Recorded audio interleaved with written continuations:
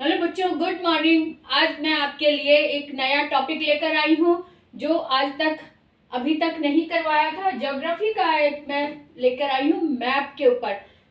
भारत का मैप जो है, भारत का जो नक्शा है, उसमें हमारे स्टेट्स किस तरह हम ढूंढे उसके बारे में आज हम बात करेंगे। तो चलो शुरू करते हैं आज की क्लास अर्ना कालिया के साथ। और अगर आपने अभी तक सब्सक्राइब नहीं किया तो जल्दी से सब्सक्राइब कर दो, और अगर अच्छा लगे तो लाइक जरूर कर देना, लेकिन देखना जरूर। अगर अच्छा ना लगे तो डिसलाइक भी कर सकते हो, लेकिन पूरा देखना, पूरा देखकर लाइक या डिसलाइक का डिसीजन लेना। तो चलो आज की क्लास देखते हैं। स्टेट्स ऑफ इंडिया, यानी कि मैंने एक नया तरीका देखा है, ढूंढा है कि बच्चे जो हैं वो कंफ्यूज हो जाते हैं कि कौन सा स्टेट कहाँ पर है। इसको परफेक्टली समझने के लिए इसको मैंने थोड़ा आसान तरीका ढूंढा है। आप भी देखिए कैसे। सबसे पहले तो इसकी डायरेक्शंस देख लो।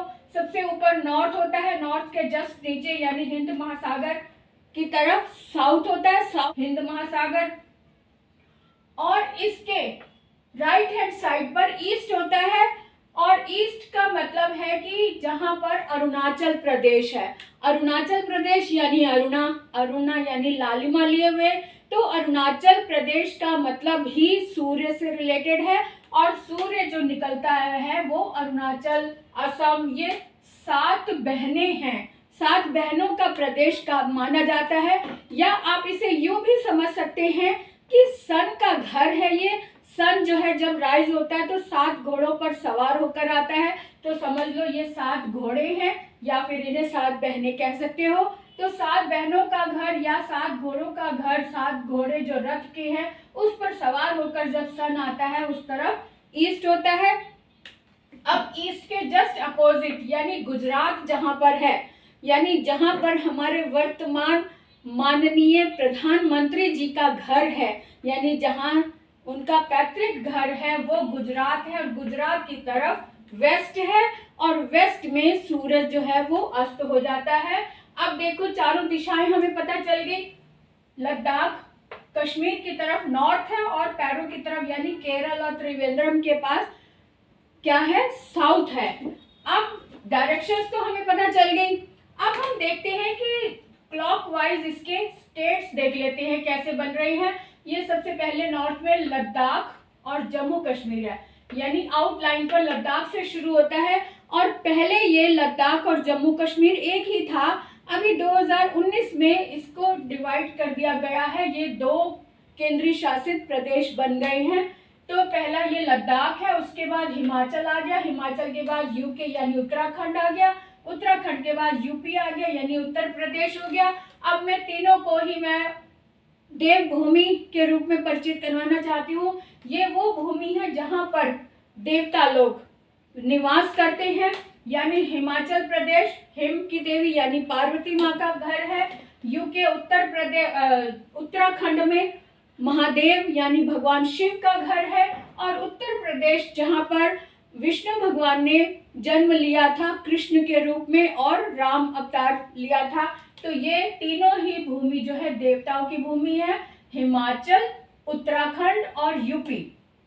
और इससे कुछ वर्ष पहले ही उत्तर प्रदेश का ही ये भाग था उत्तराखंड।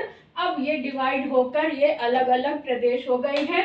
उसके बाद आते हैं बिहार। बिहार एक ऐसा प्रदेश है जहां पर शिक्षा का बहुत अधिक प्रचलन हो गया है, जहां लोग उनका मजाक उड़ाते थे पहले। अब यही प्रदेश सबसे अधिक शिक्षित हो गया है। चाहे युवक हो चाहे युवती हो, सभी शिक्षा में, शिक्षा के क्षेत्र में सबसे आगे हैं और सबको हैरान परेशान कर दिया है इन्होंने।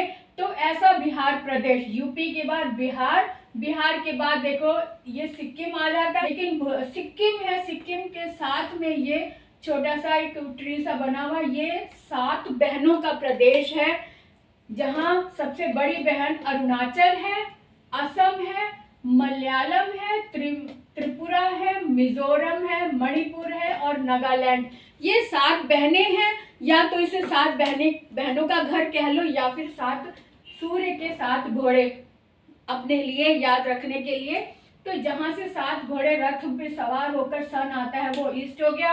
अब उसके बाद देखो बे ऑफ बंगाल की तरफ आ जाते हैं। ये किनारे पर आउटलाइन पर वेस्ट बंगाल है, उड़ीसा है, उसके बाद ये आंध्र प्रदेश है, आंध्र प्रदेश के बाद आ जाते हैं तिरुवनंतपुरम, और उसके बाद केरला, केरला के बाद आता है हमारा ये महाराष्ट्र शुरू हो जाता है। लेकिन महाराष्ट्र और केरला के बीच में यह पॉइंट दिया है, यहाँ पर गोवा है छोटा सा, तो गोवा बीच में आ जाता है। उसके बाद महाराष्ट्र, महाराष्ट्र के बाद गुजरात, गुजरात जहाँ पर कपड़ा मिल सबसे अधिक है, कपड़ा सबसे अधिक बुना जाता है।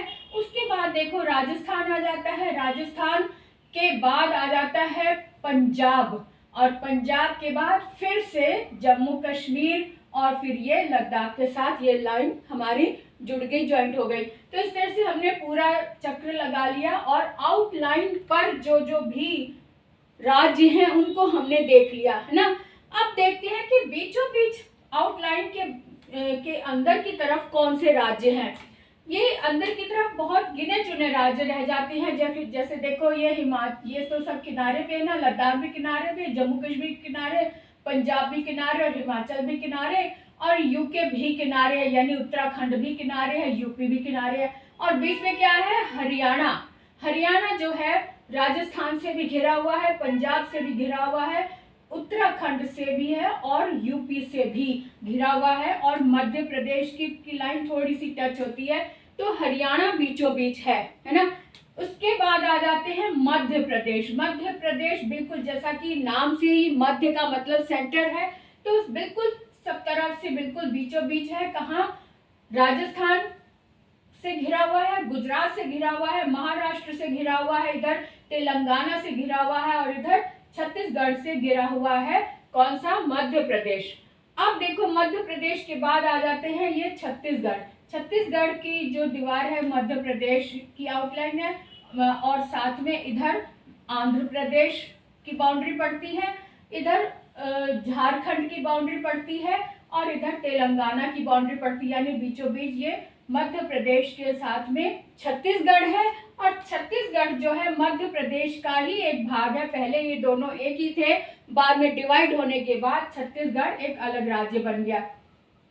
अब यहाँ पे देख लो बिहार का भी एक और राज्य है झारखंड। झारखंड भी पहले बिहार में ही था, और अब डिवाइड होकर ये झारखंड भी एक अलग राज्य हो गया, जो बिहार के अंदर पास ही पड़ता है। वेस्ट बंगाल की साइड, वेस्ट बंगाल से घिरा हुआ है, उड़ीसा से घिरा हुआ है, और छत्तीसगढ़ से घिरा हुआ है, और इधर यूपी से भी थोड़ा सा घिरा हुआ है ना। ये छोटी सी बात क्लियर हो गई। अब देखते हैं आगे कौन सा, ये तेलंगाना है। तेलंगाना भी बीच में है, यानी आंध्र प्रदेश इसकी से घिरा हुआ है, मध्य प्रदेश से महाराष्ट्र से घिरा हुआ है, और कर्नाटक से घिरा हुआ है। ये कौन सा? तेलंगाना। अब आ जाते हैं आगे कर्नाटक।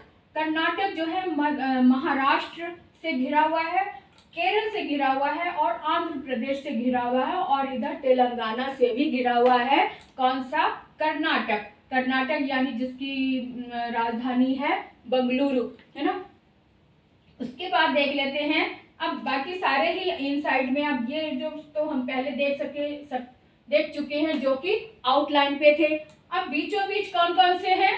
हरियाणा, मध्य प्रदेश, झारखंड, छत्तीसगढ़, तेलंगाना, कर्नाटक, ये बीचों बीच है, ये अंदर है। और इसके बाहर जो है वो हम देख चुके हैं। तो बीचों बीच बहुत ही कम रह जाते हैं। अगर हमने आउटलाइन के राज्यों को देख लिया, समझ लिया, अपनी आंखों में इसकी पिक्चर बसा ली, कौन कौन सी साइड में कौन कौन से प्रदेश पड़ते हैं, तो बिल्कुल अच्छे से पक्के से हम इसको सीख जाते हैं, दिमाग में हमारे रट जाती हैं कि कौन सी साइड में कौन से प्रदेश है ना।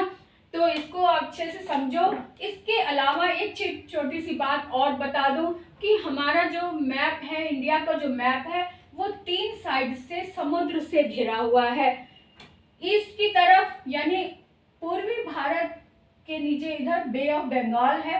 बे ऑफ बंगाल की ये साइड है जहाँ उड़ीसा में बे ऑफ बंगाल पड़ता है, वेस्ट बंगाल है ना, और आंध्र प्रदेश है, तिरुवनंतपुरम है, ये बे ऑफ बंगाल की तरफ पड़ता है।